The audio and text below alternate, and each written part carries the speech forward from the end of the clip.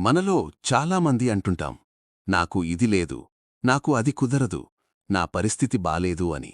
కాని ఒక వ్యక్తి ఉన్నాడు. అతను నడవలేకపోయినా, మాట్లాడలేకపోయినా, ప్రపంచం మొత్తం ఆలోచించేటట్టు చేశాడు. స్టీఫెన్ హాకింగ్ ఒక సాధారణ కుటుంబంలో పుట్టిన అబ్బాయి.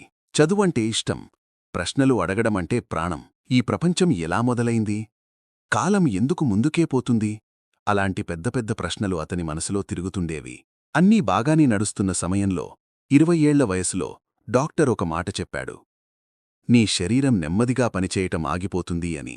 ఆ మాట విన్నాక ఎవరికైనా ఏమనిపిస్తుంది? భయం, కోపం, నిరాశ. నా లైఫ్ అయిపోయిందే అన్న ఫీలింగ్. హాకింగ్కి కూడా అలాగే అనిపించింది.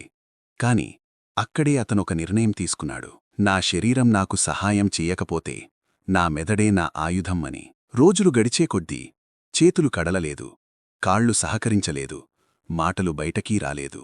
కాని అతని ఆలోచనలు మాత్రం ఆకాశాన్ని దాకిపోయాయి. కంప్యూటర్ ద్వారా మాట్లాడాడు, సైన్స్ ద్వారా ప్రపంచాన్ని నడిపించాడు. బ్లాక్ హోల్స్ గురించి, విశ్వం పుట్టుక గురించి, కాలం గురించి మనమంతా ఇప్పటికీ మాట్లాడుకుంటున్న విషయాలు అతని ఆలోచనలే. ఇక్కడొక విషయం గుర్తుపెట్టుకోవాలి. హాకింగ్కి వచ్చిన సమస్య అతన్ని ఆపలేదు.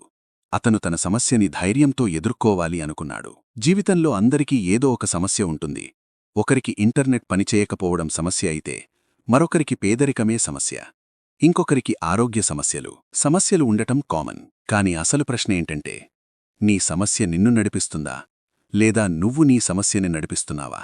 హాకింగ్ చెప్పినట్టు, శరీరం బలహీనంగా ఉండొచ్చు, కాని మనసు దృఢంగా ఉంటే చాలు. మీకు కాళ్లు పనిచేయకపోయినా మీ ఆలోచనలతో పరుగెత్తవచ్చు, మీకు మాటలు రాకపోయినా మీ పనితో భావాన్ని వ్యక్తపరచవచ్చు. మరియు మీకు అన్నీ ఉన్నా ధైర్యం లేకపోతే మీరు నిలిచిపోయినట్లే.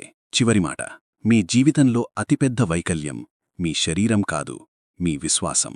స్టీఫెన్ హాకింగ్ మనకు నేర్పిందిదే. నేను చెయ్యలేను అన్న మాట నోటినుంచి తీసేసిన రోజే నీ జీవితం మారుతుంది.